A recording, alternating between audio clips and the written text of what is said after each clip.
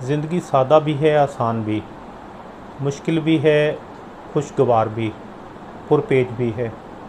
कहीं लोग गैरों को अपना खून देकर ज़िंदा रखते हैं, तो कहीं अपनों का खून चूसते नहीं हिचकिचाते।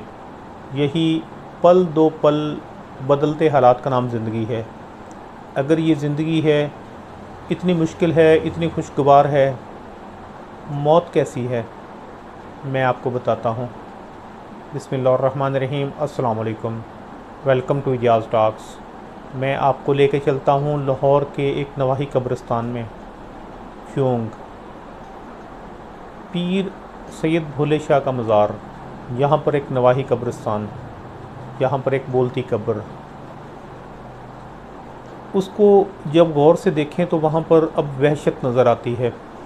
हज़ारों की तादाद में लोग भीड़ की सूरत में वहाँ पर जमा हैं। पहले वो लोग उस कब्र की वजह से वहाँ पर जमा थे, अब वहाँ पर एक मेले का समा है, वहाँ पर उर्स लग रहा है बाबा जी का। वहाँ पर लोग अकीदतमंद वहाँ पर इकट्ठे हैं। शबीर उन हज़ारों में से एक एक शख्स के पास जाता है, एक एक शख्स का हाथ पकड़ता है, उसको ज़ोर से झंझोड़ता है और उसको कहता है कि मैं ज़िंदा हूँ, मैं अपनी कब्र में ज़िंदा हूँ, मुझे बाहर निकालो। फिर वो दूसरे के पास जाता है, फिर तीसरे के पास जाता है। एक एक शख्स की वो मिन्नतें करता है कि मैं ज़िंदा हूँ, मुझे बाहर निकालो। वो बोल रहा है ज़ोर ज़ोर से, एक एक शख्स को आवाज़ दे रहा है, लेकिन कोई शख्स उसकी मदद करने को तैयार नहीं। पहली दफ़ा जब कब्र कुशाई करने का जब लोग इकट्ठे हुए वहाँ पर कब्र कुशाई करने के लिए, तो जो वहाँ पर गद्दी नशीन है शफीक चिश्ती, उसने पुलिस को कॉल की। मुझे उसने ख़ुद इंटरव्यू में ये इंकिशाफ किया था कि मैंने ख़ुद पुलिस को कॉल की। पुलिस वहाँ पर मौके पर पहुँची और पुलिस ने वो कब्र कुशाई रुकवाई। अगर शफीक चिश्ती साहब ये कॉल ना करते तो आज शायद, अगर शबीर ज़िंदा है तो शबीर ज़िंदा बाहर आ चुका होता। अब तो इस बात को भी बहुत ज़्यादा दिन हो चुके हैं, कितने ज़्यादा दिन हो चुके हैं। हम एक पल के लिए सोचते हैं कि एक कमरा है छोटा सा जिसमें हम बंद हैं, वहाँ पर लाइट नहीं है, वहाँ पर पंखा नहीं है, वहाँ पर हवा नहीं है, ऑक्सीजन नहीं है, एक अंधेरा है, करीब करीब इंसान नहीं है, और वहाँ पर हम अकेले हैं एक छोटी सी जगह पर।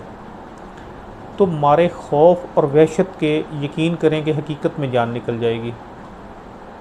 अगर खौफ और वहशत से जान ना निकली तो वो जो गर्मी होगी, ऑक्सीजन की कमी होगी, उससे हमारी जान निकल जाएगी। तो फिर कितने दिन हो चुके हैं, इतनी ज़्यादा गर्मी है बाहर, तो अंदर क्या हाल होगा अगर वो हकीकत में ज़िंदा हुआ। तो हमने ये तो कुरान की आयत को सुना है कि जिस शख्स ने किसी एक शख्स की जान बचाई तो गोया उसने पूरी इंसानियत को बचाया। लेकिन अगर किसी एक शख्स ने किसी एक शख्स की जान ली तो उसने पूरी इंसानियत का कत्ल किया। आपको पता है कि हज़रत आदम अलैहिस्सलाम के जो दो बेटे थे, हाबील और काबील, एक ने दूसरे को कत्ल कर दिया था, तो क़यामत तक के जितने कत्ल हैं वो दूसरा जो भाई था, जो कत्ल करने वाला था, उसके खाते में लिखे जाएंगे और वो उसकी सज़ा पाएगा क़यामत वाले दिन।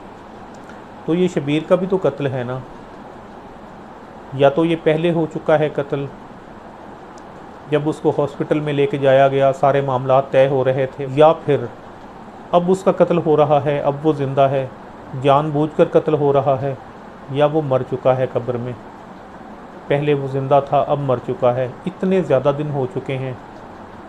शबीर की कब्र कुशाई का मामला है, अभी तक ज़ेरे बहस है कि आज हो रही है, कल हो रही है, परसों हो रही है, तरसों हो रही है, 5 दिन के बाद हो रही है। छुट्टियां आ चुकी हैं, छुट्टियां ख़त्म हो चुकी हैं।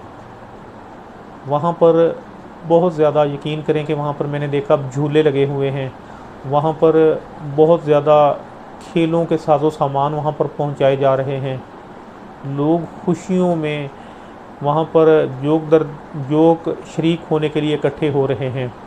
लेकिन उन लोगों में से हर एक शख्स शबीर का किस्सा जानता है, लेकिन कभी भी किसी शख्स ने ये सोचा है कि अगर वो वाकई ही कब्र में ज़िंदा हुआ तो उस पर क्या बीत रही होगी। पिछले साल जब यही उर्स लगा था तो शबीर इन्हीं लोगों के दरमियान में ज़िंदा था। आज वो नहीं है, आज वो कब्र में है। یہ سارے لوگ یہی بات سوچیں کہ کل کو ہو سکتا ہے یہ لوگ اس سرزمین پر نہ موجود ہوں، پھر کیا ہوگا؟ اللہ پاک کی خلقت تو بہت زیادہ ہے نا، کوئی اور ان کی جگہ پر آ جائے گا۔ ہم ایک پل کے لیے سوچیں کہ ہم بھی ہو سکتے ہیں اس کی جگہ پر۔ اگر میں اس کی جگہ پر ہوتا، آپ ہوتے یا آپ ہوتے تو پھر کیا ہوتا؟ سوچا ہے؟ ایک پل کے لیے سوچیں۔ وہاں پر جو پولیس اہلکار تھے، جب میں نے ان سے بات کی کہ آپ کچھ کریں تو انہوں نے کہا کہ ہمارے اختیار میں نہیں ہے، ہمیں جو آرڈر اوپر سے آتا ہے ہم وہ کرتے ہیں، ہم اپنی ڈیوٹی پر ہیں۔ تو جو بات شبیر کی چل رہی تھی، یہ شبیر کو باہر نہ نکالنا بھی ایک ظلم ہے جو ہمارے سامنے آئے گا ایک دن، یاد رکھیے گا۔ اس سرزمین پر جو مصر کا ملک ہے نا، اس پر 33 فرعونوں نے حکومت کی ہے، 3300 سال۔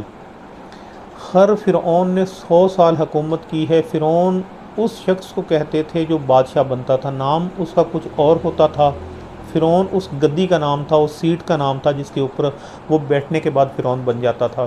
سب نے خدائی دعوے کیے، سب نے سجدے کروائے، لیکن ایک فرعون جو آخری فرعون تھا نا، اس نے بھی خدائی دعویٰ کیا، لیکن اس نے کیا کیا؟ ساتھ ساتھ ظلم شروع کر دیا۔